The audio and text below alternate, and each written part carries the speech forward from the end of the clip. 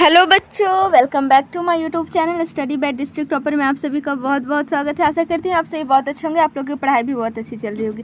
तो जो भी क्लास 12th के स्टूडेंट्स हैं साइंस स्ट्रीम के, तो उन लोगों के लिए केमिस्ट्री का नोट्स मेरे चैनल पे 2-3 लेक्चर ऑलरेडी अपलोड है और ये आप लोगों का आई थिंक 4th या 5th लेक्चर होगा, जिसमें आप लोगों को मैं आज बताने वाली हूँ मॉलिक्यूलरिटी और ऑर्डर ऑफ रिएक्शन में दोनों में डिफरेंस, जो कि मैंने पिछले वीडियो में ही आप लोगों को कंप्लीट करवा दिया था। मैंने बोला था आप लोगों को कि इसका जो डिफरेंस है वो मैं नेक्स्ट वीडियो में लेकर के आऊँगी, ठीक है। तो यहाँ पे आप लोग देख सकते हैं, मैं पॉइंट वाइज करके आप लोगों को बताऊंगी कि क्या होता है मॉलिक्यूलरिटी ऑफ रिएक्शन और ऑर्डर ऑफ रिएक्शन में डिफरेंस। और फिर आगे मैं आप लोग को ये भी एक्सप्लेन कर दूंगी। अगर जो भी पिछला वीडियो नहीं देखे तो आप लोग जाकर के देख लीजिए, 2-3 लेक्चर ऑलरेडी अपलोड है और फिजिक्स का भी ऑलरेडी अपलोड है। तो जो भी नए स्टूडेंट्स हैं चैनल को सब्सक्राइब कर लीजिए और कुछ डाउट्स है तो कमेंट कर सकते हैं। तो उसके बाद मैं आप लोगों को आगे इसी वीडियो में आप लोगों को मैं मॉलिक्यूलरिटी ऑफ रिएक्शन और ऑर्डर ऑफ रिएक्शन को भी मैं और भी एक्सप्लेन अच्छे से करूँगी। पहले डिफरेंस आप लोगों को मैं क्लियर कर देती हूँ, ठीक है।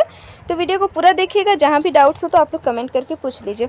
तो देखिए फर्स्ट पॉइंट यहाँ पे क्या है, आप लोग सबसे पहला जो पॉइंट है ये आप लोग के लिए मोस्ट इंपॉर्टेंट है। आप लोग जो कि मतलब अगर पढ़े होंगे पिछले वीडियो में तो आप लोग को डायरेक्ट पता चल रहा होगा कि ये डिफरेंस दोनों में सिंपली मतलब दिख रहा है, ठीक है। तो यहाँ पे देखिए मॉलिक्यूलरिटी ऑफ रिएक्शन में क्या था, पहला इसमें देखिए डिफरेंस है, मॉलिक्यूलरिटी कांट बी जीरो और ए नॉन इंटीजर। तो उसमें मैंने आप लोग को बता दिया था कि ये जीरो नहीं हो सकते हैं, ठीक है।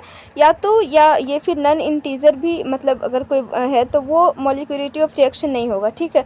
क्योंकि मॉलिक्यूलरिटी ऑफ रिएक्शन में आप लोग को डिफिनेशन जो है आप लोग को मैंने पिछले वीडियो में बताया था। अगर आप लोगों ने नहीं देखा है तो इसी वीडियो में नेक्स्ट जो आगे मैं आप लोग को बता रही हूँ, ठीक है। तो आप लोग वो भी देख लीजिएगा। तो ये पहला हो गया। फिर देखिए ऑर्डर ऑफ रिएक्शन में क्या होता है कि order of reaction can be zero and even fraction, मतलब कि ये जो है फ्रैक्शन मतलब ये जीरो भी हो सकता है, फ्रैक्शन भी हो सकता है, मतलब ये नेगेटिव पॉजिटिव सब कुछ हो सकता है, और ये जो है जीरो नहीं हो सकता, ठीक है। और फिर आगे देखिए जो दूसरा पॉइंट है यहाँ पे है, इट इज़ थियोरेटिकल कॉन्सेप्ट, मतलब जो मॉलिक्यूलरिटी ऑफ रिएक्शन है ये आप लोगों का थियोरेटिकल कॉन्सेप्ट है, ठीक है। आप लोगों को मैं बता दे रही हूँ ये थियोरेटिकल कॉन्सेप्ट है जो कि मैंने पिछले वीडियो में बताया था। और ये ऑर्डर ऑफ रिएक्शन क्या होता है, ये एक्सपेरिमेंटल क्वांटिटी होता है, ठीक है। ये एक एक्सपेरिमेंटल क्वांटिटी। अब नेक्स्ट देखते हैं तीसरा पॉइंट जो क्या है। तीसरा पॉइंट है यहाँ पे आप लोग देख लीजिए, molecularity is applicable only for elementary reaction, for complex reaction molecularity has no meaning.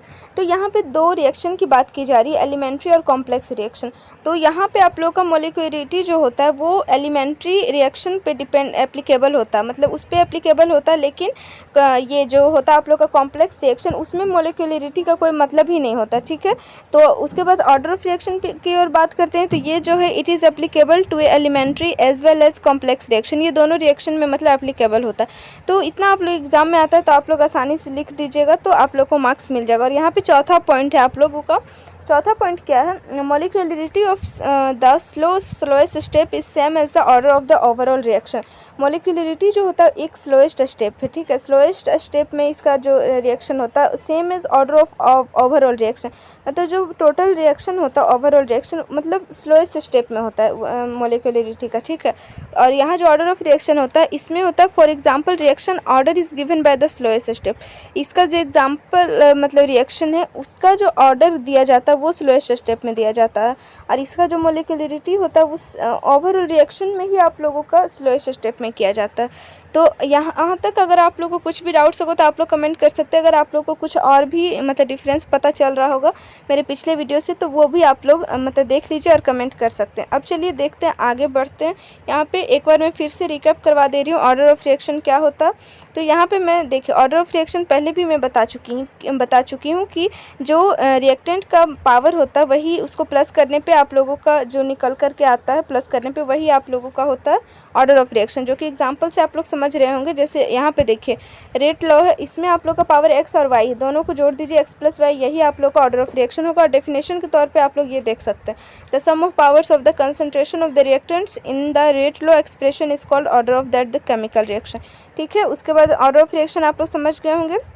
यहाँ पे कुछ एग्जांपल्स है और यूनिट यहाँ पे मैंने पिछले वीडियो में आप लोग को बताया था, जो ऐसा यूनिट होता है first order, zero order, second order का।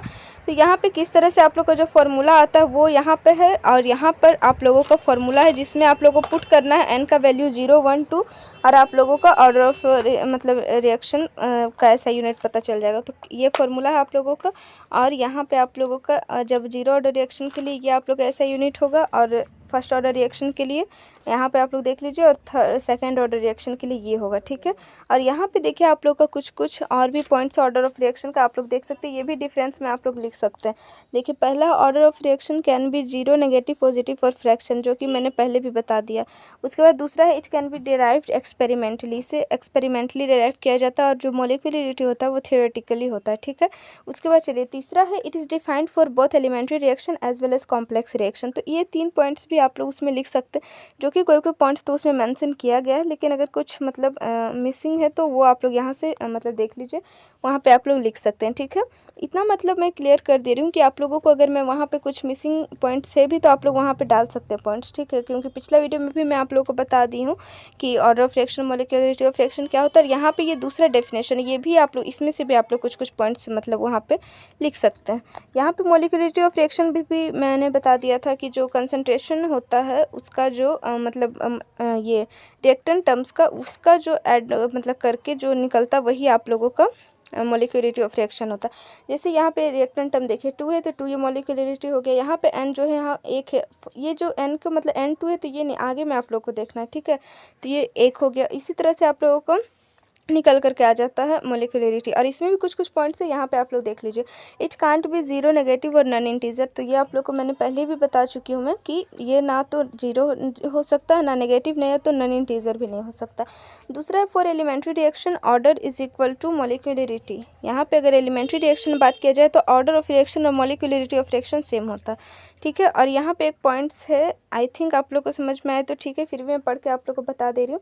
The probability that more than 3 molecules can collide and react simultaneously is very small, hence reaction with molecularity more than 3 or very rare and slow to proceed। इसका मतलब ये हुआ कि जैसे मतलब कोई भी 3 मॉलिक्यूल्स है, जब वो आपस में मतलब कोलाइड करता है तो उसका जो रिएक्शन होता है बहुत मतलब स्मॉल होता है, इसलिए उसका जो मोलिकुलरिटी जब यहाँ पे आप लोग को क्लियर पता चल रहा है कि जब 3 से मतलब अधिक मतलब मॉलिक्यूल्स का रिएक्शन होता है तो मोलिकुलरिटी वहाँ पे वेरी रेयर मतलब स्लो स्टेप होता है, ठीक है। यहाँ पे आप लोग को ये पता चल रहा है। तो यहाँ तक मैं molecularity of reaction, order of reaction आप लोग को कम्प्लीटली आप लोग को समझ में आ गया होगा। पिछला वीडियो में भी मैं आप लोग को एक नोट्स मतलब दिखाई थी, तो उसमें भी अच्छे अच्छे कॉन्सेप्ट थे, ईजीएस्ट टाइप से थे, जो कि हर एक स्टूडेंट को समझ में आ सकता।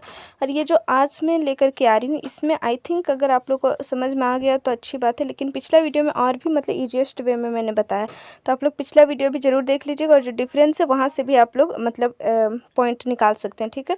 तो इतना आप लोगों को आज का वीडियो में, और यहाँ पे आप लोग का जो डिफरेंस है वही जो मैंने फर्स्ट में आप लोग को बताया, तो आप लोग उसे देख लीजिए। कुछ पॉइंट्स अगर मिसिंग है तो आप लोग मुझे कमेंट कीजिए। और तो मिलती हूँ नेक्स्ट वीडियो में, तब तक के लिए बाय बाय। अब फिजिक्स का भी आप लोग को कुछ लेक्चर्स मिल रहे हैं, और भी किसी सब्जेक्ट का चाहिए होगा तो आप लोग मुझे कमेंट कर सकते हैं। तो मिलती हूँ नेक्स्ट वीडियो में, तब तक के लिए बाय बाय। और चैनल को सब्सक्राइब करते जाइएगा, वीडियो को ज़्यादा से ज़्यादा शेयर कीजिए।